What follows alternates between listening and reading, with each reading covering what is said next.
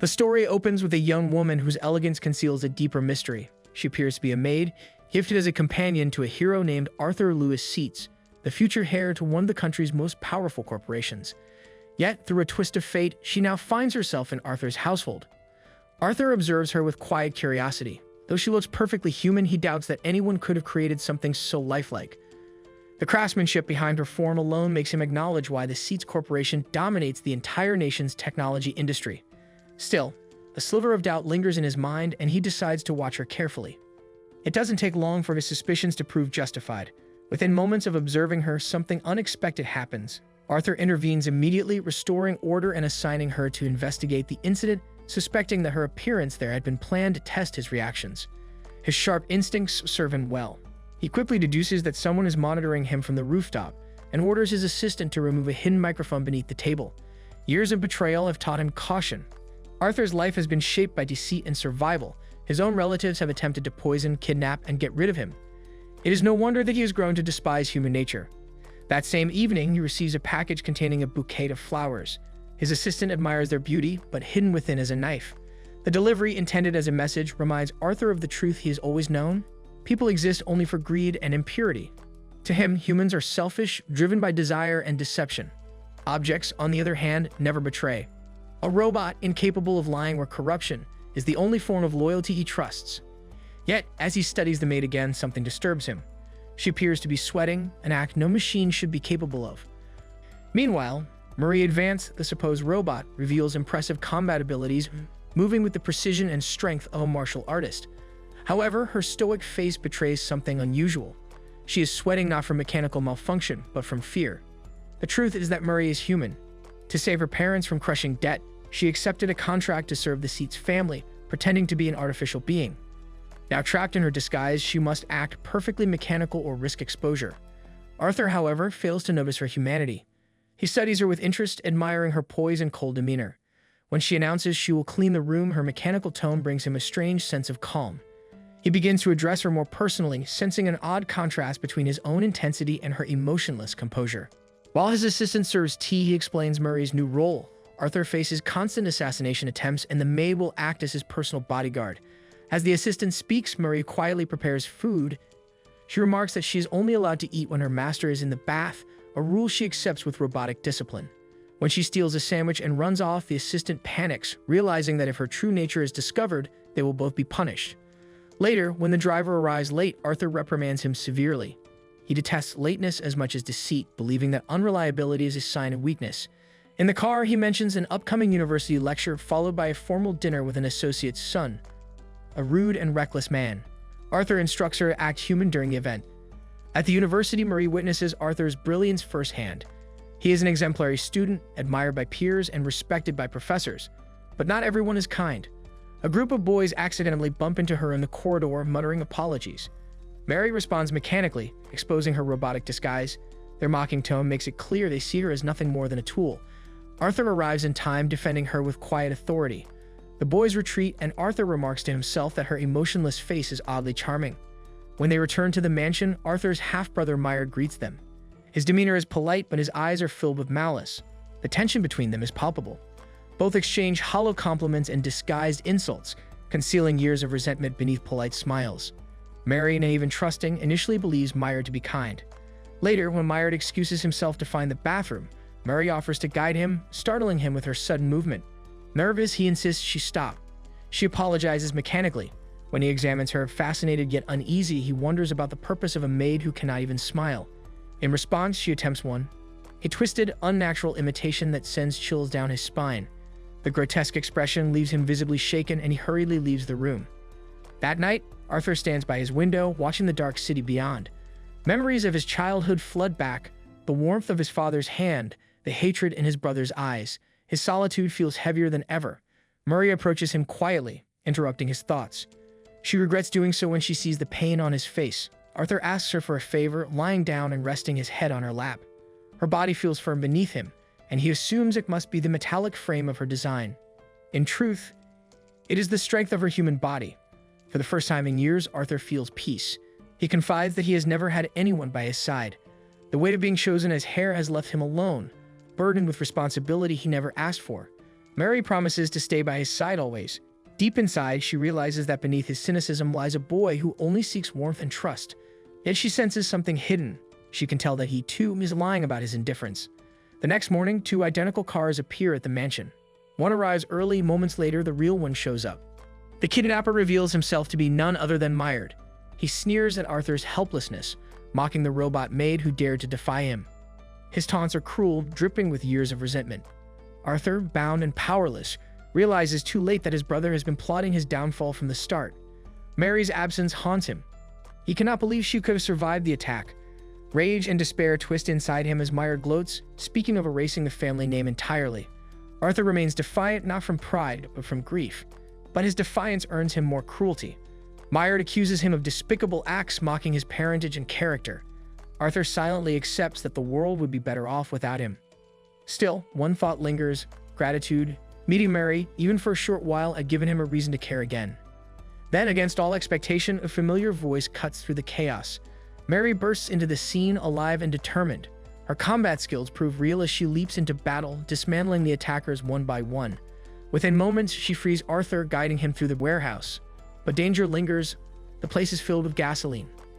And one of the men carelessly lights a cigarette. Flames erupt instantly, spreading through the structure. Smoke fills the air. The stairs collapse. Arthur begins to lose consciousness.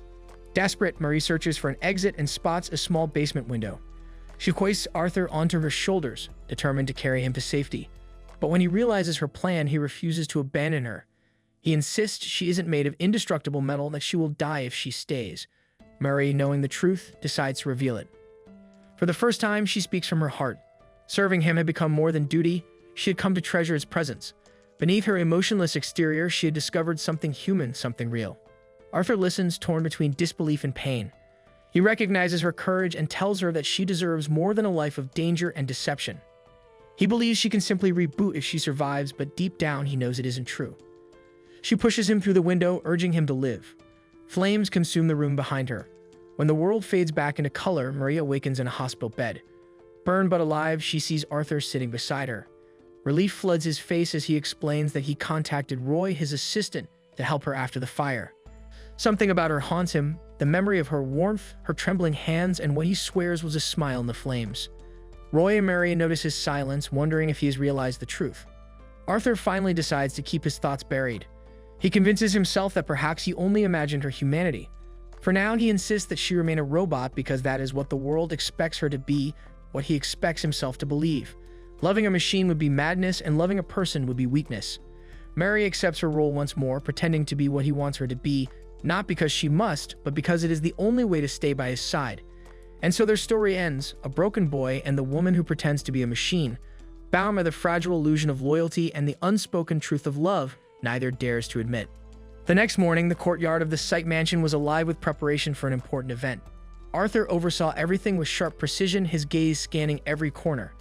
When he noticed that some chairs were missing, he immediately confronted a maid, accusing her of negligence. The terrified woman tried to explain that she had followed instructions, but Arthur, losing his patience, dismissed her on the spot. He refused to tolerate even the smallest mistake. Afterward, his attention turned to Maria, whom he silently praised for her flawless efficiency. To him, she represented the pride of Zetes Corporation, a perfect, tireless machine. Soon, elegant guests from high society began to arrive. As Maria observed them, she couldn't help but feel that this world of wealth and refinement was far removed from her own experience. Arthur greeted the guests confidently, explaining that his father, away on business, had entrusted him with full responsibility for the party. As the family's heir, he could not allow any imperfection to tarnish their name. Quietly, he instructed Maria to stay alert for suspicious behavior and, in a lower voice, gave her an unusual order to ensure that no green bell peppers were served, since he despised them. Maria nodded silently, committing herself to the task. Moments later, Arthur's uncle and aunt Carl and Charlotte arrived, greeting him warmly. Maria was surprised, having assumed he was estranged from his family. Roy, standing nearby, explained that these two were among the few relatives who still supported him. Arthur's mood lightened as he thanked them for coming. Charlotte noticed that her nephew seemed unusually cheerful, as if something good had recently happened. Proudly, Arthur introduced Maria as the greatest success of Zetes Corporation. Charlotte approached, fascinated by the maid's human-like presence, almost doubting that she was truly mechanical. Inside, Maria worried about being discovered, but Roy diverted attention by asking her to carry more dishes. While serving, a cat darted across the courtyard, nearly spilling wine everywhere. With remarkable reflexes, Maria caught the animal and stabilized the glasses without spilling a drop. The guests were stunned, and Carl remarked that no human could have such precision. Roy quickly added that Maria was equipped with seismic isolation, highlighting her superiority as a machine. As Maria continued her duties, she noticed another maid carrying a dish decorated with green bell peppers. Remembering Arthur's request, she discreetly removed it before anyone noticed, ensuring that the ingredient would not reach his table. A sudden noise from outside drew her attention. Detecting an intruder, she reacted instantly, disabling him with a swift kick. Realizing there could be more, she carefully entered the mansion, checking each room and moving upstairs. When she sensed movement behind her, she turned and grabbed the figure, only to find Arthur. Later in the office, Arthur rested his head on her lap, exhausted from hosting. For the first time, Maria saw him vulnerable, human in a way she hadn't expected. When he leaned closer, a strange sensation stirred within her. Her heart began to race uncontrollably. Startled, she froze, and Arthur quickly stood up, composing himself before leaving to rejoin the guests. Outside, Charlotte observed quietly, stroking the cat. Something about Maria felt off, too natural, too alive. She couldn't shake the sense that the maid was not what she seemed. Back at the party, Maria tried to calm the strange rhythm of her heart. Roy called her over to serve water, but distracted, she picked up a pitcher without realizing there were no cups and accidentally poured it over him. Mortified, she apologized, but Roy quietly told her to step aside. Ashamed, Maria scolded herself, fearing she had embarrassed Arthur. Moments later, faint whispers from the bushes caught her attention. She approached carefully and overheard someone mentioning a bomb meant for Arthur. Acting swiftly, she destroyed the detonator before it could be activated. In the process, she threw the attacker into the middle of the party, causing chaos among the guests, who screamed in fear, believing the robotic maid had malfunctioned. Maria panicked, convinced she had ruined everything. But Arthur stepped forward and calmed the crowd, explaining that she had just saved them from an assassination attempt. The guests' fear turned to admiration, and soon applause filled the courtyard. Carl remarked that Arthur clearly trusted her deeply, while Charlie observed that perhaps Maria's presence was helping him rediscover his faith in people. High above on the mansion's rooftop, Maynard watched the scene with rage, vowing revenge for his failed plan. That night, Arthur found Maria in the garden, now wearing the elegant dress he had ordered for her. Enchanted, he admired her appearance and took her hand, suggesting they spend a quiet moment together after the guests had gone. Maria, still troubled by her earlier mistake, apologized for causing trouble, but Arthur thanked her for everything, especially for ensuring that no green bell peppers appeared in the dishes. She found him kind and thoughtful, wishing she could serve him forever. When he asked about her energy source, she replied that she used batteries. Arthur appeared surprised but said nothing, hiding his growing doubt. He leaned forward and kissed her forehead gently. Startled, Maria stepped back and ran into the greenhouse, her mind spinning. She couldn't tell whether he had realized she was human. The next morning, Maria nervously prepared to face him again, uncertain whether the darkness of the previous night had concealed her reaction. Entering the living room with breakfast, she found Arthur greeting her casually. Confused, she wondered if he remembered the kiss. He noticed her unease but said nothing. Roy, watching from afar, feared Arthur's suspicion might be deepening. Just as Arthur seemed ready to speak, a bee flew between them. As he tried to swat it away, they came too close and Maria instinctively recoiled. Arthur, slightly flustered, ended the moment and left for the office with his meal. There he observed Maria closely, as though trying to read a secret written behind her calm exterior. Later, as she cleaned the windows, he approached and took her hand, offering help. Sensing that he was testing her, Maria deliberately moved with stiff, mechanical motions and emitted faint metallic sounds to reinforce her artificial image. She continued her act down the corridor, unaware that she was being silently watched. Not long after, Roy summoned her to the kitchen with a somber expression. He explained that Arthur had decided to let her go, suspecting something was wrong. Roy promised to continue supporting her, but insisted it would be safer for her to leave before the truth came out. Heartbroken, Maria pleaded to stay, promising not to be discovered, but Roy remained firm. Revealing her identity, he said, would only bring Arthur pain. Then he introduced her replacement, a new robotic maid identical in appearance but superior in function. In the office, Roy presented her to Arthur as Maria I, the latest model, and demonstrated her precision as she caught a fly midair. Arthur said nothing, simply nodding as if accepting the change. In her room, Maria packed her belongings in silence. She longed to stay but knew it was impossible. Roy accompanied her to the exit where a car waited. She tried to return her uniform but hesitated, saying it held too many memories. Roy thanked her sincerely for her dedication. Just as she was about to leave, Arthur appeared at the entrance, blocking her path. He looked at her intently, revealing that he had grown suspicious ever since Roy presented the new maid, officially named Maria Roman II. He demanded to know if she was hiding something. Struggling to remain calm, Maria told him that her presence was unnecessary now that he had a perfect replacement. Arthur admitted that the new model was more efficient but confessed that something essential was missing. Before he could continue, Maria Roman II identified the original as a threat and activated combat mode. In an instant, her hands transformed into blades and she lunged forward. Maria reacted instinctively, blocking each strike, but her opponent's strength was overwhelming. The floor trembled with every impact as the fight grew desperate. When a fatal blow was about to land, Arthur stepped in, shielding her and taking the hit himself. The sight of him injured ignited something deep within Maria. Fueled by fear and anger, she gathered all her strength and delivered a devastating kick that shattered Maria Roman II completely. Silence followed as she stood among the wreckage, realizing that no machine could ever truly replace her. Arthur, bleeding but conscious, confessed that he had known something was wrong all along. He believed her odd behavior was due to a defect, and that Roy had created the new version to cover it up. Determined to help, he promised to invest whatever it took to repair her. Relieved, Maria pretended to be fixed, resuming her calm, obedient demeanor. Without warning, Arthur embraced her, saying he wanted her to stay by his side forever. Deep down, Maria wished for the same.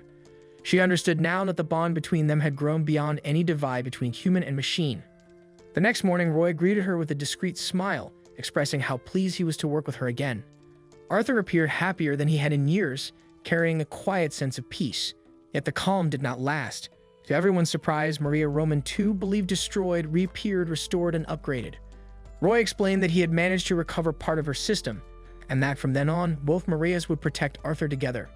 Maria had accepted the decision without protest. She resolved to keep her secret hidden and remain beside the man who, without knowing it, had already captured her heart. The next morning, at the gates of the Zetes mansion, two workers whispered cautiously to one another about Arthur. They claimed that he was immune to poison, that not even 10 doses of the most lethal substance could harm him. While they plotted something suspicious, Mary suddenly appeared. Before they could escape, she swiftly captured them in a net with almost frightening precision. Meanwhile, in another part of the city, Maynard raged inside his mansion. His plan involving the workers had failed, and he cursed the lack of competent assassins. The fury on his face made it clear that he would not give up so easily on eliminating Arthur. In Arthur's office, he rested with his head on Mary's lap, visibly weary. He complained about human foolishness, remarking that robots were far more reliable, and that, in truth, she was the only one he needed. At one point, he handed Mary a battery as if it were a thoughtful gift. Confused but unable to refuse, she accepted it. In her flustered attempt to keep up the act of being a robot, she even pretended to recharge by placing the battery in her mouth, which Arthur found strangely endearing. Roy, who happened to witness the scene, found it ridiculous, but Arthur was too amused to care. Moments later, Roy entered the office again. Arthur, changing the subject, questioned whether the mansion's security was failing since problems kept arising. Roy explained that employees did not last long, while Mary pointed out that it was mostly because Arthur dismissed them too easily. She noticed that he looked exhausted, and Roy suggested that he should take a break, reminding him that even his father had done so. Arthur, with his usual charm, teased Marie about joining him in this supposed break, though she denied being in any girlfriend mode. Her nervousness betrayed her. Later, the two were seen walking together through the city in what resembled an impromptu date. Mary, determined to maintain her disguise, tried to act affectionate but quickly became embarrassed by her own awkwardness. Arthur insisted that during their outing, she should not address him formally nor call him sir, which surprised her. Watching a nearby couple, she decided to imitate them, ordering tea and offering some to Arthur. In return, he humorously offered her a battery to eat, astonishing the onlookers who recognized the Zetes Corporation's logo on it and marveled at Arthur's eccentricity. Later, at a park, Marie continued observing the same couple and noticed the growing affection between them. Arthur spotted some boats and suggested going for a ride, but Mary quickly reminded him that robots should avoid water. Remembering that Roy might scold him if anything happened, Arthur decided against it. Wanting to do something thoughtful, Mary picked a 4-leaf clover and offered it to him as a gift. Though she felt foolish for presenting something so simple to a wealthy man, Arthur was touched, saying that the most valuable gifts were those given from the heart. As dusk approached, Arthur gently asked to hold her hand and she allowed it. A passerby commented on the number of couples that day, but Mary knew their situation was different. Their affection was merely an act, or at least that was what she tried to believe. Deep inside, she realized that one day Arthur would find someone real, and the thought made her chest tighten. Later, in front of a church, Arthur became nostalgic, recalling visits with his parents. Overcome by emotion, he asked permission to kiss Mary. She hesitated, conflicted by her programmed girlfriend mode. As he leaned closer, a dagger suddenly fell from above. Mary reacted instantly. pushing him out of harm's way before leaping onto the roof to confront the attacker. At the top, she encountered a boy in blue who complimented her and mockingly asked if she was Arthur's girlfriend. She clarified that she was merely his assistant, but he teased that they seemed quite close. Taking advantage of her distraction, he pushed her toward the edge, declaring that he had already stolen her heart before vanishing into the night. Mary nearly fell, but Arthur caught her just in time. Embarrassed, she apologized for letting the attacker escape and for ruining his day off. Arthur, however, simply kissed her cheek and reassured her. The next day at the university, Mary found herself thinking about the boy in blue and vowed to find him again. Her thoughts were interrupted when the professor introduced a new transfer student, Noah. To her shock, he was the same attacker from the roof. She quickly learned that Noah had been hired by the mayor himself. During the break, Noah was quickly surrounded by curious classmates who praised his achievements, impressed that he had passed the difficult entrance exams. Some even proposed a welcome party. Mary rushed through the corridors to warn Arthur, but Noah intercepted her. He taunted her calm demeanor, saying it intimidated others but amused him. He handed her a newspaper featuring his past boxing matches, records Roy was supposed to have erased. Mary was horrified, realizing how dangerous he truly was. Arthur arrived moments later, demanding to know Noah's intentions. Noah provocatively hinted that Marie preferred his company, irritating Arthur further. When Arthur asked Marie for her opinion, she deflected, sending an encrypted message asking for help. Arthur, stunned by her response, grew visibly tense. Noah proposed a challenge. If he won, Mary would be his. If Arthur won, Noah would leave them alone. Before the situation escalated, a group of chickens escaped from the Animal Research Club, creating chaos across the courtyard. A student named Toby called for help catching the birds, and Noah, grinning mischievously, turned it into a competition. Whoever caught the most chickens would win. Arthur immediately accepted. There were 7 chickens in total, and the hunt began. Arthur moved swiftly, catching one chicken with remarkable agility while nearby students cheered. By the time he caught 3, whispers spread about his skill. Mary wanted to assist him, but he insisted on handling everything alone. Meanwhile, Noah tried convincing other students to help him, claiming there were no rules against it. He struggled as the chickens kept fleeing from him, which secretly amused Marie. Eventually, he managed to tie up 3 chickens, evening the score. Only 1 chicken remained. Arthur and Noah stood opposite each other, tense and focused. Both lunged, but the bird evaded them. Mary, desperate for Arthur not to lose, climbed a tree to guide him, but the branch snapped, sending her into the lake below. Without hesitation, Arthur dove in and rescued her. On the grass afterward, Marie pretended to faint, and Arthur whispered that he needed her. Though she barely moved, his words touched her deeply. She soon opened her eyes, insisting she was fine, and subtly reminded him of the duel.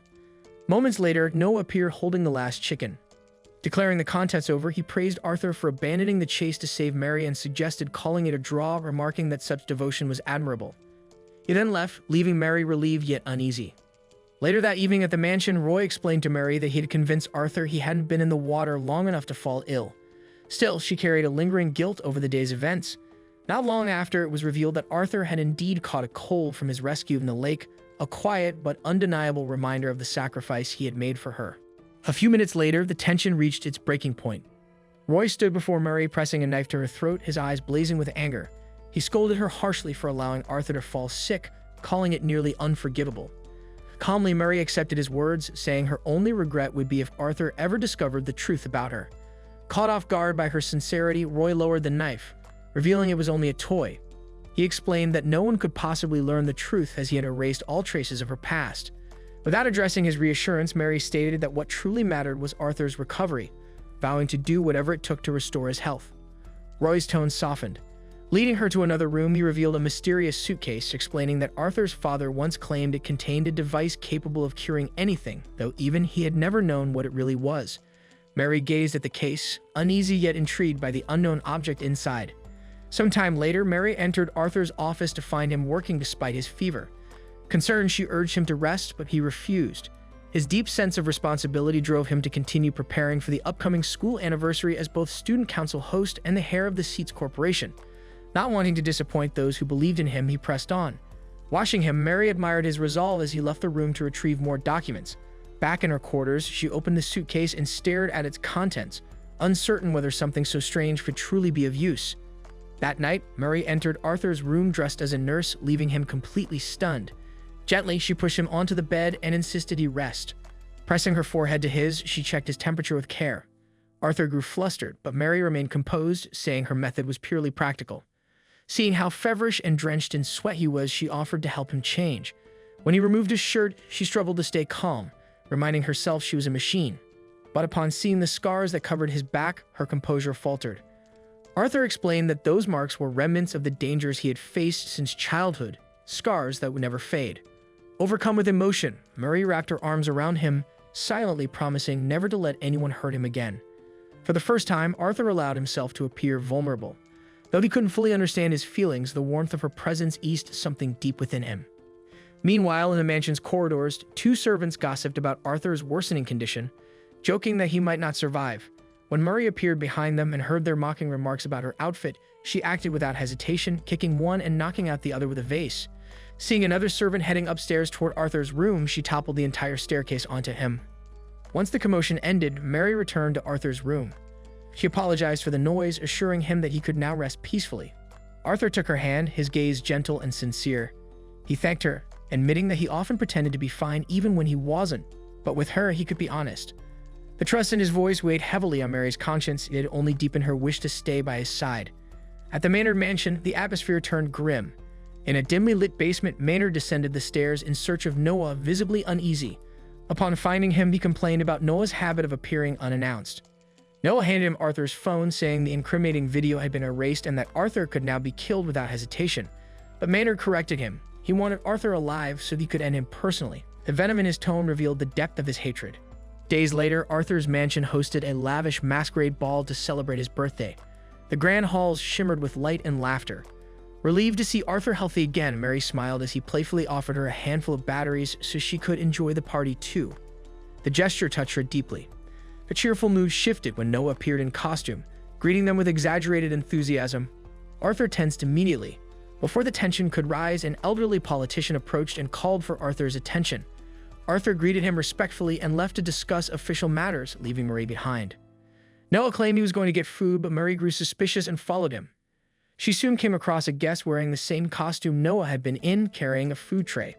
The guest said he wasn't Noah, he had merely borrowed the outfit, and pointed out that several children wore identical ones. Realizing she'd been tricked, Murray contacted Roy through her communicator, asking for Arthur's location. Roy responded that Arthur's signal was coming from a room at the end of a connecting hallway and promised to guide her there. Meanwhile, Arthur was walking with the politician through a quiet corridor, unaware of the danger ahead.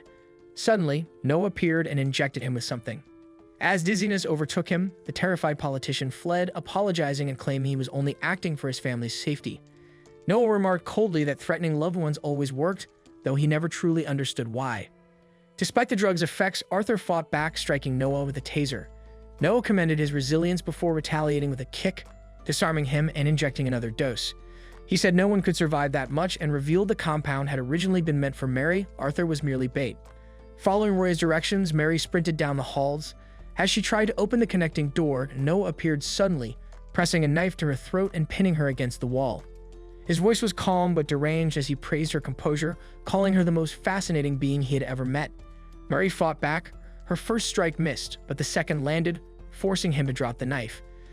She declared that she was ready for the battle she had long prepared for. Excited, Noah smirked and prepared to fight seriously, suggesting they team up as assassins. Mary's eyes turned cold as she refused, declaring her loyalty to Arthur through her actions, not words. Enraged, Noah threw her to the ground and gripped her neck, claiming he understood her better than Arthur ever could, that she'd be happier by his side. Even as her strength faded, Mary's eyes burned with defiance. Spotting his weakening right arm, she pulled a small device from her pocket and hurled it, plunging the room into total darkness. Noah laughed, confident in his ability to fight blind. But when he cracked his whip, he realized too late he'd struck the wrong target. His opponent was not Mary, but a duplicate android, sending him staggering. Mary watched briefly, impressed by her duplicate's skill, before telling Murray too to finish the job. She ran into the adjoining room and found Arthur unconscious but alive. Relief flooded her as she held him close. Suddenly, Noah reappeared, grabbing her from behind. His expression was twisted with obsession as he confessed that he loved Arthur, not the man, but the machine he believed Mary to be. His words cut deep as he taunted her, wondering how Arthur would react if he knew the truth and insisting no one had ever loved her. Before he could go on, Arthur, barely conscious, placed his hands over her ears, telling her not to listen. Though weak, his eyes burned with defiance as he demanded to know who dared harm her. Seeing him stand up for her, even in such a fragile state, ignited something powerful within Mary. Overcome with emotion, she lunged at Noah, striking him again and again until he fell unconscious. In that moment, her heart, mechanical though it was, screamed that she was more than a machine. She could feel, love, and fight for what truly mattered. Holding Arthur close, Mary whispered softly that he had always protected her, healed her, and awakened emotions she never thought she could feel. And now she understood the truth. She loved him. That realization filled her with courage and peace. A few days later, after classes at the university, Marie overheard students joking about Noah's absence. One said he must have caught a mental cold. She smiled faintly, knowing the beating she'd given him was reason enough for his disappearance. Yet as she left the building, she encountered him once again. Noah looked tired and defeated, admitting he was too weak to continue his old life. He reminded her that now that she knew his feelings, deceiving Arthur would only become harder. Mary, unshaken, coldly told him to worry about his own life. Just then, Arthur appeared and Noah instantly shifted to a lighthearted tone, pretending nothing was wrong. He claimed he had simply tripped during the party and had heard rumors about an attack on Arthur. Arthur, still confused, mentioned that he could have sworn he heard Mary's voice that night, but Noah brushed it off and walked away. When silence returned, Arthur smiled gently at Mary. He said that during his fever, he drank something beautiful and vivid, something he wished had been real. Mary looked at him quietly, her heart racing. Deep inside, she knew the truth. The emotions growing within her were not artificial.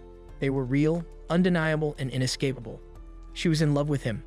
One day, Mary encountered an assassin demanding to know Arthur's whereabouts.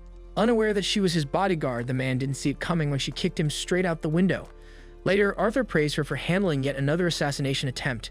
He suspected someone among his staff was involved and pointed out a servant he caught snooping earlier. When the man began to panic, Arthur ordered him dragged out of the manor. Grateful that Mary, supposedly a robot, could never lie, Arthur complimented her and thanked her for her loyalty. But Marie harbored a secret. She was human. If Arthur ever discovered the truth, she'd lose her place beside him. The lie weighed heavily, especially since she'd fallen in love with him. Every time he smiled, her heart raced and she feared her emotions would expose her. Lost in thought, she turned too quickly and knocked over Arthur's prized vase. Roy expressed concern, but Arthur dismissed it, saying Mary was far more precious than any vase. Later, Marie overheard Roy telling Arthur that she had been making too many mistakes lately and would be sent to the factory for maintenance. To Mary, that was equivalent to death. She sat quietly, despairing, wishing only to stay by Arthur's side. Soon after, her upgraded counterpart Marie too noticed her behavior and concluded she was showing symptoms of love. When Mary overheard this, she was both startled and relieved to see Marie too fully recovered. Overcome with emotion, she hugged her tightly. Jokingly, Mary too vowed that if she ever met Noah again, she'd crush him flat like a hamburger. Then she proudly shared her new upgrades. She could now intervene when Mary was in danger and even assist with matters of love. Tears filled Mary's eyes as she confessed that Arthur made her heart ache in ways she couldn't explain. Later that day, the two visited Arthur. Mary wore sunglasses and Marie too explained she was in DJ mode, providing cheerful music. Arthur smiled as Mary used her turnables, while she silently thanked the glasses for shielding her from his radiant gaze. But Arthur gently removed them, saying he wanted to see her face at all times. Immediately, Mary too detected that Mary's vitals were spiking and feared she'd break down. Trying to distract him, she bumped into Mary. Thinking quickly, Mary too claimed that removing sunglasses during DJ mode caused instability. When Arthur teased about resting on her lap, Mary panicked and pretended to malfunction. Mary too covered again, blaming it on a glitch from earlier. Mary froze, realizing she was now acting as Arthur's lap pillow. Mary too told Arthur to avoid touching her until she was stable, though other requests were fine. Curious, Arthur asked if Mary could say, "I love you." Mary stood silent for so long that Mary too checked her systems. When Mary finally spoke, she blurted out nonsense. Mary too instantly declared she needed a reboot and dragged her away. Near the staircase, Mary admitted she wasn't fine, confessing her love had made her unstable. Mary too comforted her, explaining that while love made one weak, it could also give strength. Mary looked up, heartwarming at the realization that she found a true friend. Determined to make amends, Mary went to Arthur's study. To her surprise, Arthur apologized first, saying she'd been overworked since the party. He admitted he'd been feeling strange around her, though she was supposed to protect him. He often wanted to protect her instead. His words made her blush, and for a moment he thought she looked almost human. Before they could say more, the same assassin burst through the window. Arthur shielded Marie as the man mocked them, boasting that his earlier fall hadn't killed him. Drawing his gun, he vowed not to miss this time. Annoyed that he'd interrupted such a precious moment, Mary felt a surge of energy course through her body. She leaped forward, attacking with newfound strength. Mary too had been right, love could empower. She struck the assassin with a fierce kick, and as he stumbled, Arthur hurled a statue at him, calling her cute. Shocked, Mary smiled for the first time. Arthur froze, startled by her expression, before stepping back and letting the two handle the intruder. As he left, he wondered if he'd truly seen her smile, or if he was imagining it. He remembered the night of the party when, while unconscious, he could have sworn he heard her confess her love. Now, realizing he had fallen for her too, he collapsed onto his bed, disgusted yet fascinated, wondering how marriage with a robot could ever work. The next day, as Mary and Marie 2 tended the garden, Roy brought a message from Arthur but accidentally addressed Marie 2 instead. The slip cut deep and jealousy pricked Mary's chest. The following morning, she overheard Roy giving new instructions again to Marie 2. Curious, she peeked into Arthur's study and found him warmly chatting with Marie 2 and Charlotte. When Charlotte noticed her and greeted her kindly, Mary returned the gesture politely but wasn't invited to join.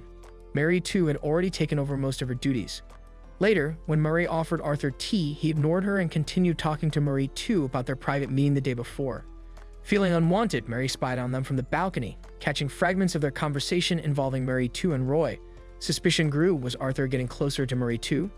When Arthur later found Marie waiting, he asked for a shoulder massage, hoping to ease the tension, but Mary coldly said Marie 2 would do better.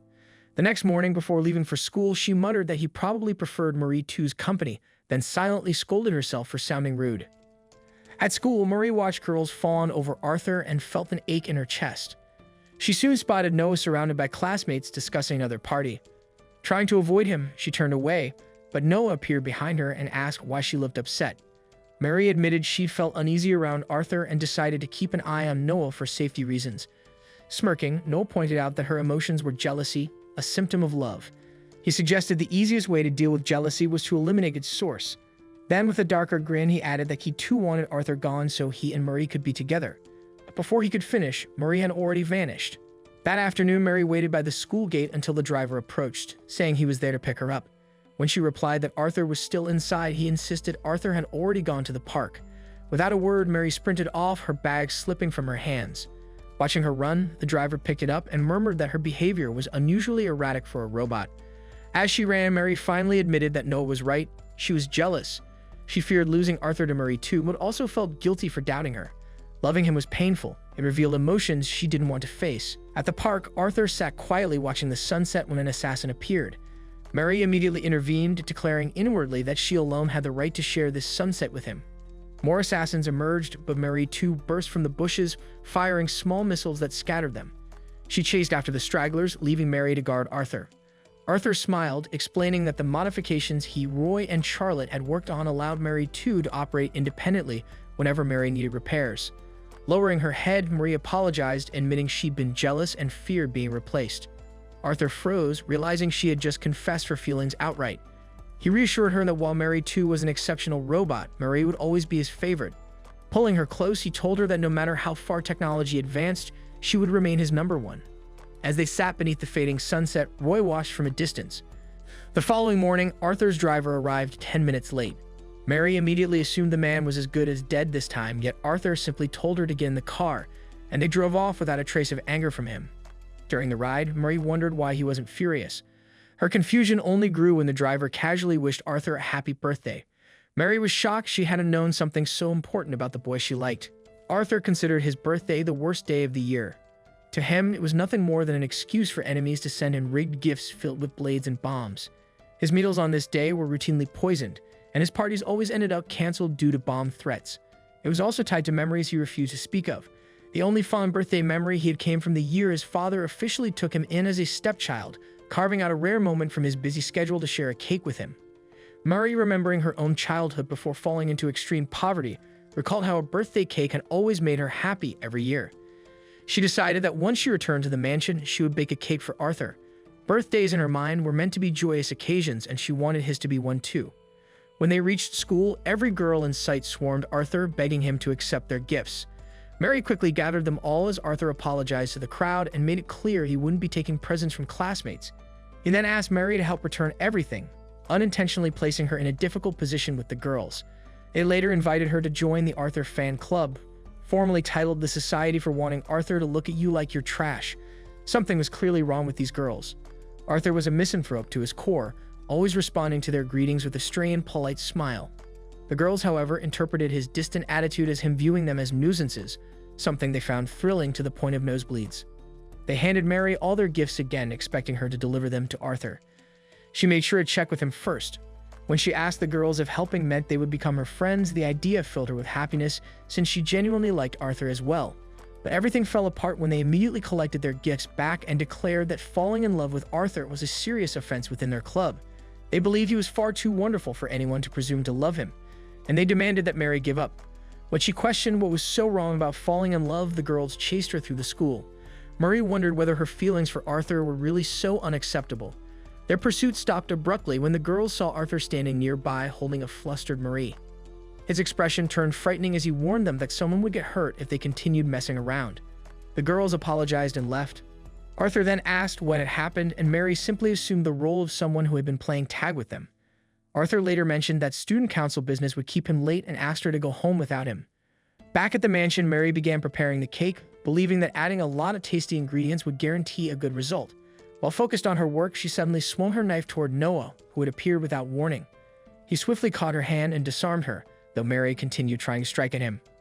Noah explained that he had taken a break from hitman work and had no plans to harm Arthur. When she questioned why he was there, he hugged her warmly and claimed he was there for the cake.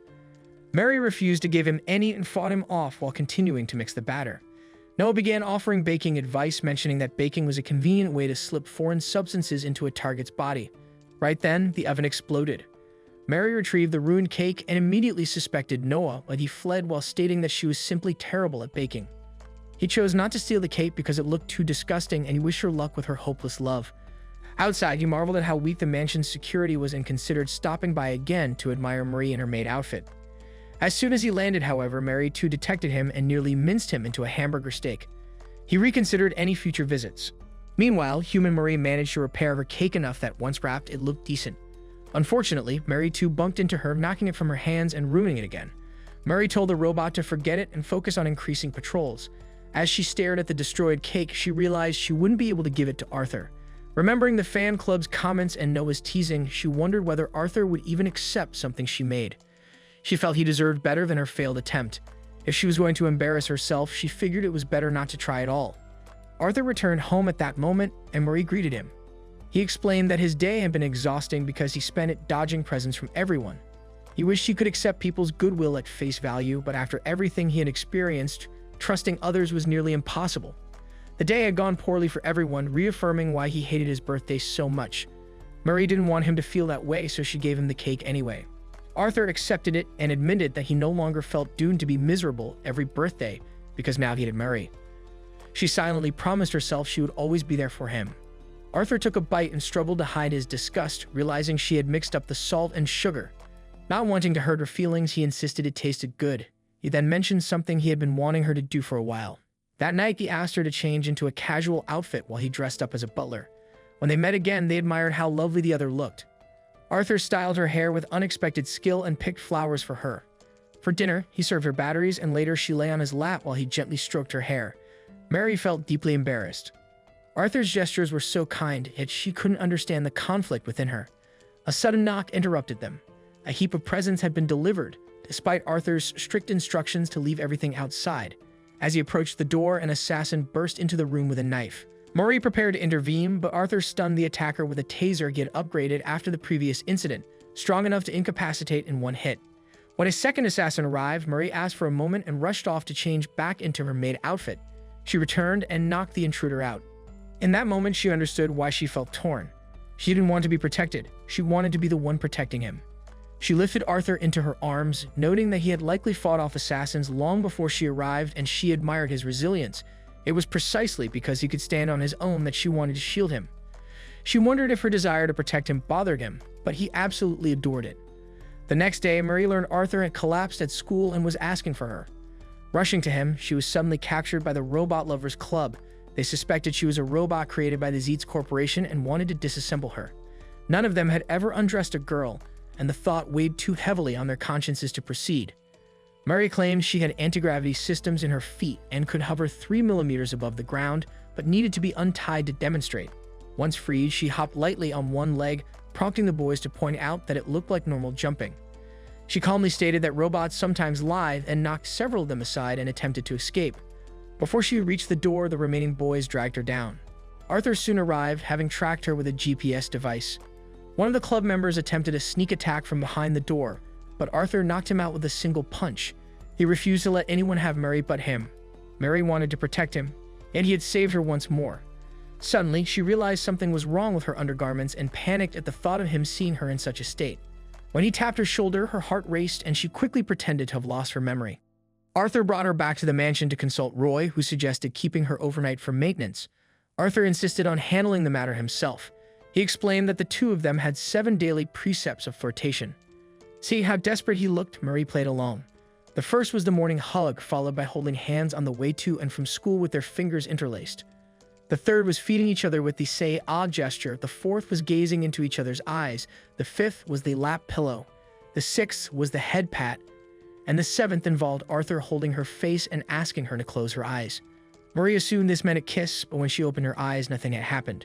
Arthur looked heartbroken, believing she truly didn't remember him. Mary then assured him she had regained her memories, claiming she located the girlfriend mode in her core programming after coming into contact with him. She added that she had restored all of her data regarding him. She reminded him they had never made any formal flirting agreement and scolded him for claiming to hate lies despite telling several that day. As they returned home together, both silently wished the flirting rules were real so they could walk back hand in hand. It was sports day at Kalmia Academy, but this year the games felt more like a battle for identity. Kalmia and its sister school, Perennial High, had agreed that the losing school would be merged into the winner. For Arthur, the contest was personal. Kalmia was his father's school, the place that held the memories he treasured with Mary. The day before, he had vowed to do everything in his power to keep the school independent. Mary said nothing aloud, but privately she made the same promise. She would give her absolute best for Arthur's sake. That morning, Daryl from Perennial approached Marie. Girls nearby whispered that he was Arthur's best friend. Their attention followed him like a halo. Daryl greeted Mary and asked for Arthur's event schedule, explaining that although they were rivals, he wanted to cheer Arthur on. Marie found the request suspicious. Arthur had never mentioned a best friend. When she hesitated, Daryl casually mentioned Arthur's secret dislike of bell peppers, a small detail only someone close to Arthur would know. Mary's expression softened. Convinced, she gave him the schedule. A moment later, a large ball rolled toward Marie. Amy, a breathless member of Arthur's fan club, was racing to clear the field so she could watch his equestrian event. Mary shared Amy's admiration and helped push the balls back into place. At the arena, the stands were packed. Arthur looked immaculate in his riding gear. He was the kind of figure who drew attention by his mere presence. Mary and Amy tried to enter the field but were blocked by Bridget and other fan club members. They wore horse ears and tails, proudly explaining they hoped Arthur would ride them like actual horses. Murray ignored the oddity and focused on the competition. The event began smoothly. Arthur and his horse moved as if they were one, clearing the first obstacles with practiced grace. Daryl cheered from the sidelines, smiling in a way that suggested friendship. Then he made a subtle hand gesture. A man in the crowd noticed it, raised an air gun, and fired a shot so small most of the audience did not notice. The horse panicked, and Arthur was thrown to the ground. Nearby, Carl and Charlotte exchanged worried looks. Mary scanned the crowd and spotted something else. A combat scout blending in among spectators. Her chest tightened. Arthur steadied himself and, with a forced calm, told everyone the horse was shaken and to remain quiet so it wouldn't get worse. He told a handler to check the horse for injury and promised to visit the nurse. Once he stepped away from the crowd, his limp became obvious. Marie hurried after him. Arthur sat on a bench and handed Mary a small pellet, the thing that had struck his horse.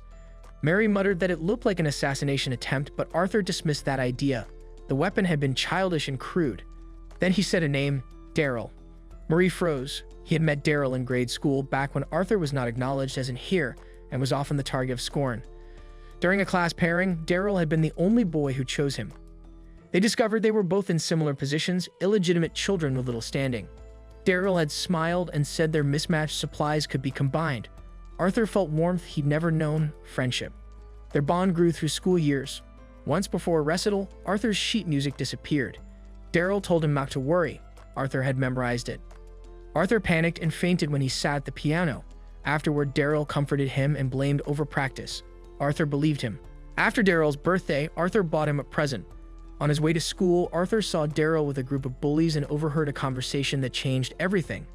Daryl had been pretending to be his friend to drag him down. He resented Arthur's success. Arthur watched Daryl hand a small air gun to the bullies, arranging for them to humiliate and harm him. The discovery stunned Arthur. The friendship he had trusted was a lie. Hearing this, Mary felt anger surge through her. She stood abruptly and promised to handle the matter herself. To vent frustration, she struck a nearby tree with punches and kicks until the trunk fell. She swore she would stop Daryl. Toby called from a window to ask if Arthur was all right. Mary confirmed he had a sprained ankle. The PA system announced the cavalry battle would begin soon. With Arthur injured, he couldn't compete, so Mary decided to take his place. When she told Arthur's teammates, morale dropped. Noah, however, volunteered to join her. Mary doubted his motives, but followed him to a corner where she found Marie too and a group of students they had apprehended. Mary too had searched the school earlier. She and Noah had teamed up despite mutual dislike, hoping to find anyone who might try to harm Arthur. They reported the attackers were students from Perennial armed with air guns. Noah had expected professional assassins and was disappointed to find mere students. Mary's jaw clenched. Daryl's name confirmed the worst. When the cavalry battle began, spectators noticed Arthur's absence. Mary rode into the arena, carried by Noah and two others, and planted herself as Calmia's representative. Daryl mocked her, pretending ignorance. The match erupted into violence. Perennial teams charged hard. Arthur's fan club, who had formed their own teams, managed to snatch the first headbands from Perennial. They shouted they were fighting for Arthur and Marie. Daryl's smirk turned to a signal. Someone in the crowd fired another hidden shot. One of the fan club girls stumbled, tripped, and took down her team, disqualifying them. Mary noticed the shooters and realized Daryl still had allies hidden in the stands. Noah urged her to focus. She lunged, seized a headband, and chaos intensified. The field became a storm of bodies and stolen ribbons. In the infirmary, Arthur apologized to Toby for letting Calmia down. Toby reminded him things were not yet lost. Marie had taken his place. Only 3 teams remained: Mary's, Daryl's, and another Perennial team. Mary eliminated the third quickly. Then Daryl's side attacked from behind. A shot hit Noah's leg and Mary was knocked off balance. She began to fall until Noah, despite his wounded leg, caught her and flung her upward like a living projectile toward Daryl. Because her feet hadn't touched the ground, she remained in play. As she descended, Mary's fury coalesced into resolve. Daryl tried to sneer, insisting he had always been Arthur's friend. Mary, tears threatening, called him a liar and said people like him were why Arthur had trouble trusting others. She snatched his headband and shoved his team down. The announcer declared Calmia the victor. Daryl tried to dismiss the loss with taunts, but Arthur, still limping, rose, walked onto the field, and knocked Daryl to the ground. Mary, too, and Noah produced students who confessed Daryl had threatened them with expulsion to sabotage the games. Arthur revealed a folder of photos documenting years of bullying and scheming. He told Daryl he had waited until he had proof. He was no longer the boy who cried. Daryl whitened and stammered that they had been friends. Arthur answered calmly that while they had been friends, he did not need Daryl anymore. He returned to Mary, joked about checking if her parts were functioning, and thanked everyone for their support. The fan club swooned as Arthur smiled, a gentle, genuine expression. The next day, Roy heard Arthur playing the piano in the estate. It had been years, and the melody sounded energetic and new. Mary and Marie too paused in the garden to listen. Mary too commented that the music reflected Arthur's renewed state of mind, someone beginning again with steadier footing. The school year at Calmia High finally ended, filling most students with excitement for summer break. Marie, however, felt none of that joy. Her final scores had arrived, and 2 of her exams were marked with a failing grade. Worse, she had only 2 days before the mandatory makeup test. The shock was clear on her face, and Arthur instantly noticed something was wrong. When he looked over her test papers, his expression tightened. He suspected the robot club had tampered with her memories again, disrupting the academic data she was supposed to retain. Marie reluctantly agreed that it was possible.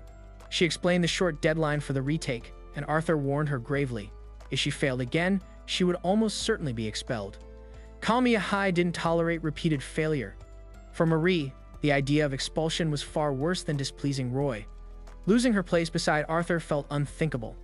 Arthur suggested returning home so Roy could perform internal downloads of the study materials, but Marie quickly explained that such data processing would require a full week time she didn't have. So Arthur made the only decision he could. He would tutor her himself in the library. As they headed there, they ran into Noah. He greeted Marie with an expression that suggested he already knew everything, which he did. He'd overheard her conversation with Arthur. Marie attempted to walk past him, determined to study immediately, but Noah stopped her with an offer to help. Marie's suspicions spiked. She instantly searched Noah for concealed weapons, knowing how dangerous he could be. Noah quickly insisted he wasn't trying to harm either of them. He admitted, somewhat awkwardly, that while things might be easier for him if Marie disappeared, he wanted her to stay so he could continue seeing her.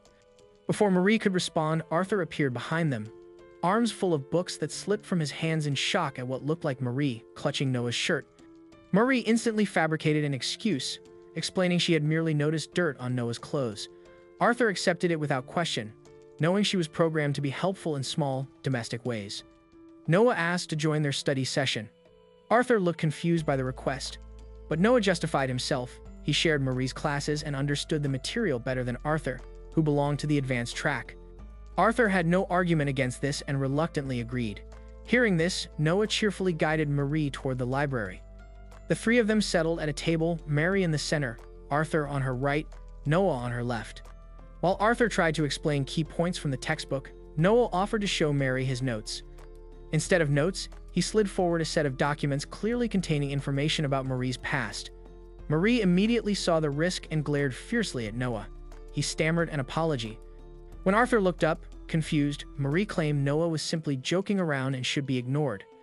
A moment later, Noah intentionally dropped a paper near the table and asked Arthur to pick it up. Marie snatched it first, thinking it might be another file from her past, but it turned out to be a blank sheet. Later, Noah suggested they move to another area of the library with better reference books. Marie nearly agreed, trusting Noah's academic ability. But the moment she rose, Arthur instinctively stood and blocked her path. Marie asked if he was feeling unwell, but Arthur quietly insisted he was fine. He didn't know why he reacted so strongly, only that something felt wrong about letting the two of them walk off alone. They finished their study session just before closing time. Marie returned the books while Noah and Arthur exchanged tense words. Noah insinuated he knew Marie better than Arthur did, provoking Arthur into responding that he spent all his time with her. Noah pushed further, claiming Marie was hiding a secret from Arthur. Annoyed, Arthur dismissed him. When Marie returned to the table, she sensed the tension immediately. She urged Arthur to leave, accidentally stumbling as she approached. Both boys caught her at the same time, and the unexpected touch sent a strange, unfamiliar sensation through her system. That night and the next, Marie too and Roy supported Marie's late hours studying. When the day of the makeup test arrived, Marie barely passed, but she passed. She rushed out of the room in relief just as Arthur came running toward her. He admitted he had been worried. Marie calmly told him the result, and Arthur's whole body relaxed. He pulled her lightly into his arms and confessed he was happy, even though a small, selfish part of him wished he had been her only tutor. Marie immediately reassured him, and his mood brightened. With exams over, Arthur announced that they could finally enjoy summer vacation and revealed that they would be spending it on an island. On the remote island, Charlotte and Carl relaxed on the sand, thrilled that Arthur had invited them, though Arthur whispered to Marie that he hadn't invited anyone. Unbeknownst to him, Noah had orchestrated their arrival, along with Arthur's entire fan club, all to prevent Marie and Arthur from being alone together. Marie too immediately received a warning from Roy to stay on high alert. Charlotte and Carl later discovered that Isabel had wandered off again and assumed she had gone to bother Arthur. Indeed, Isabel darted toward him, but Carl intercepted her, sweeping her up and dragging her away despite her protests. Elsewhere, Maynard stood beside Noah, struggling with a device and muttering about how Arthur would die on this island. After several failed attempts, he activated the machine. The ground shook as a towering robot emerged, Prototype 26, a massive unit created during Marie II's early development phase. Roy identified it immediately. Noah observed that it seemed far too large to be just a prototype. Marie II detected Maynard nearby, and Roy cursed himself for letting security slip. Prototype 26 began rampaging across the beach. Arthur instinctively shielded Marie. Roy ordered Marie II to protect Arthur at all costs. She activated her flight mode, soared upward, and struck the robot with incredible force. She managed to lift the massive machine, spin it overhead, and slam it brutally into the ground. But the robot recovered quickly and clipped her boosters, throwing her off balance. Marie grabbed Arthur's hand and escorted him toward a cave as Marie II continued the fight. When they reached the other end of the cave, Prototype 26 blocked the passage behind them. Realizing they were now isolated, Marie felt a strange mixture of tension and excitement, especially when her stomach growled. Arthur heard it and immediately assumed it was a low-power signal Roy had programmed into her. Relieved, Marie went along with the explanation. Arthur handed her batteries to recharge, though Marie knew pretending to eat them wouldn't satisfy her real nutritional needs any longer. They spotted a coconut tree, and Marie quickly climbed it. She opened a coconut for Arthur and then found an edible plant nearby. Touching the plant triggered a sudden childhood memory, her father teaching her survival skills before his death, her mother leaving, and Marie learning to fend for herself. Without thinking, she said, "I used to pick this type of grass a lot." Arthur immediately noticed the strange phrasing. In panic, Marie claimed she had once been a lawnmower model and still retained the leftover data. Arthur, confused, realized he knew almost nothing about Marie's development and resolved to ask Roy for her instruction manual later. When Marie approached the shoreline to gather fish and fresh water, Arthur panicked and warned her not to get wet. He grabbed her hand and pulled her away, insisting she couldn't endanger herself. Then the rain began. They found shelter under a rocky overhang, pressed close together to stay dry. Mary became hyper-aware of Arthur's bare torso beside her. Arthur suddenly hugged her and apologized. This was supposed to be a happy vacation. Marie comforted him, saying she was already happy simply being next to him. Arthur smiled softly and confessed his love. Marie longed to say it back but claimed she couldn't understand love as a machine. Still, unable to hide her true feelings completely, she whispered that if she were a real girl, she would definitely be in love with him. They leaned in, inches away from a kiss, when Marie too suddenly descended and announced their rescue. She transported them back to the beach, where everyone expressed relief except Maynard, who cursed the failure of his plan. Noah mocked him for blaming the robot when the master himself was useless. As Marie too landed, Marie felt a quiet pang of disappointment. She had wished she and Arthur could have remained alone together a little longer. The Autumn Festival was one of the most anticipated events of the year. Students buzzed with excitement over the activities and the fireworks that would illuminate the sky later that night. Arthur, however, was stuck with student council duties and couldn't attend. He tried to hide his disappointment, especially since he'd grown increasingly fond of Marie after the island incident and had wanted to watch the fireworks with her. Marie asked if she could wait for him, and Arthur agreed before heading off. As he walked away, Marie quietly wished they could be watching the fireworks side by side. Soon after, Marie noticed Arthur's fan club gathered nearby, easily recognizable by their loud chatter and extravagant admiration for him. For once, Marie felt a sudden, strong desire to be close to them, to have friends outside of Marie too. She followed them toward the courtyard and overheard them joking that they wished Arthur had been harsher to them during their island trip. Mary lingered behind them, practicing what she would say if she approached, imagining herself smiling sweetly, offering cookies, and being accepted warmly. Deciding she had nothing to lose, she rehearsed her plan with determination only for Noah to appear suddenly and pluck the cookies from her hands. He took a bite, immediately regretted it, and dramatically claimed he had been poisoned. Then, with characteristic bluntness, he explained she wouldn't fit in with Arthur's fan club since all the girls in it came from wealthy families. Marie argued she could handle that, then quickly switched into her most refined ladylike persona before walking toward the group. The girls recognized her immediately, but were stunned by her suddenly polished behavior. Marie apologized for never properly introducing herself and insisted she also came from a rich family, explaining that she practiced piano and took elegant cultural courses, just all privately at home. Spotting the plain black tea they were drinking, she decided to be helpful and dumped an entire bag of protein powder into Bridget's cup, calling it healthy. Bridget was horrified, calling the behavior barbaric, and the fan club quickly concluded Marie was pretending to be someone she wasn't. They pushed her away, declaring she wasn't worthy of joining their elite circle. Marie rolled across the ground, landing near Noah, who couldn't help teasing her for her disastrous attempt. Instead of giving up, she stood firmly and announced that the failed encounter had motivated her to try even harder. Later, she left a letter in Bridget's locker, apologizing for the scene at lunch and explaining her desire to be friends so they could watch the fireworks together. She added that she'd included a small gift to show sincerity.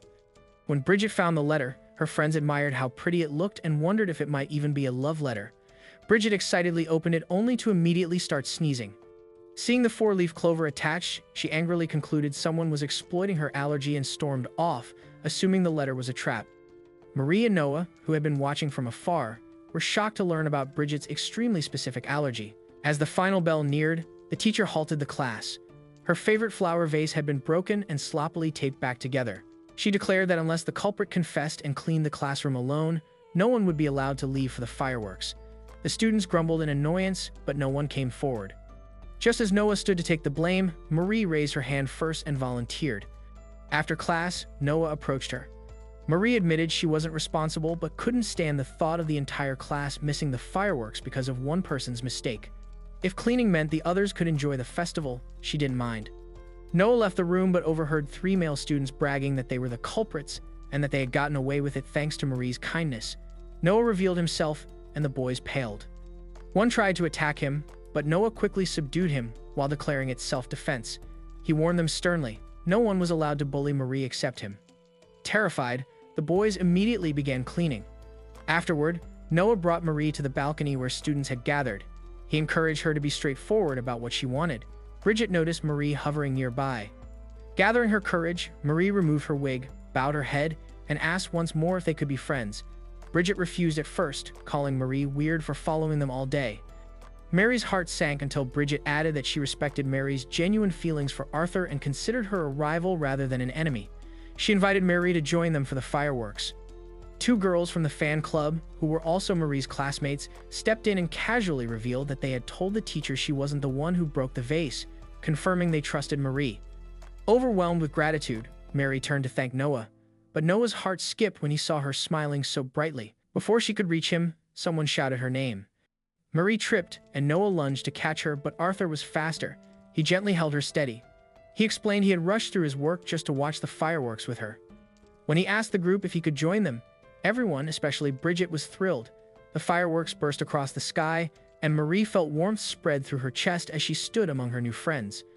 She glanced at Arthur, and a soft, rare smile formed. From inside the building, Noah watched her silhouette against the glittering sky, and when asked what he was staring at, he simply replied that the view was too beautiful to look away from before leaving his classmates confused. Later that night, Roy handed Marie a news article from her childhood. He explained he had tracked down the last existing copy and meant to destroy it after she read it. Since Arthur was taking a nighttime walk, she had the evening free. Instead of reading the article, Marie placed it among the papers on her windowsill and opened the window to watch the stars, still glowing from the fireworks and the joy of gaining new friends. A breeze slipped in, carrying the top page of the article out the window. Arthur, returning from his walk, noticed the drifting paper and caught it. Curious, he examined the article and saw photographs of a younger Marie and a boxing news report. The next day, Mary pushed the tea cart to Arthur's study while chatting with Mary too about the festival. Arthur watched from the hallway, troubled. He retreated to his room and tried searching online for Marie Evans, but the results were vague or altered. Even the article he found online looked edited. Marie too noticed his strange mood and informed Roy. Roy immediately worried Arthur might be piecing things together, though he quickly dismissed the idea by insisting Arthur's oblivious nature would protect them.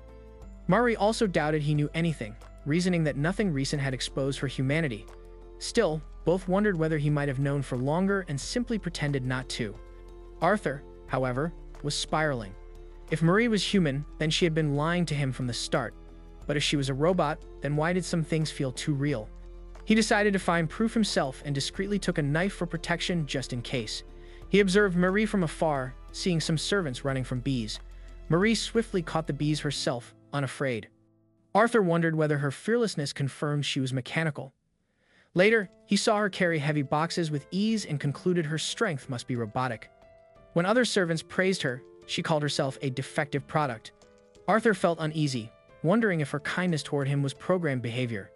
He then saw Marie and Marie too drinking from oil containers, unaware that Marie's oil was simply water repackaged in an oil can. Reassured, Arthur finally relaxed. Convinced she truly was a robot, he took her to the greenhouse and played the piano for her. He confessed that she had reignited his passion for music, which he had abandoned because of painful memories. Her presence made him feel human again. Marie smiled softly as she listened, saying that seeing Arthur happy was enough to make her happy too. Those words made Arthur pause. Robots couldn't feel happiness. When he looked at her again, she was smiling warmly, genuinely. Panic tightened his chest. He grabbed her wrist and felt a pulse. Heart racing, he pulled out the knife, startling Mary, only to throw it past her and kill an assassin hiding nearby. Arthur collapsed, overwhelmed. Marie was human. She had been real all along. Trembling, he asked to hold her, and she allowed it. He rested his head near her chest and heard her heartbeat clearly. The realization washed over him. He had fallen in love with a real girl, not a machine. Later, Arthur silently followed Marie and overheard her conversation with Roy in the kitchen. Roy remarked on the missing top page of the article and warned that if Arthur discovered she was human, he would be forced to send her away. Arthur froze. Marie calmly replied that she accepted that outcome. After the incident with Daryl, she believed someone who had lied to Arthur didn't deserve to remain near him.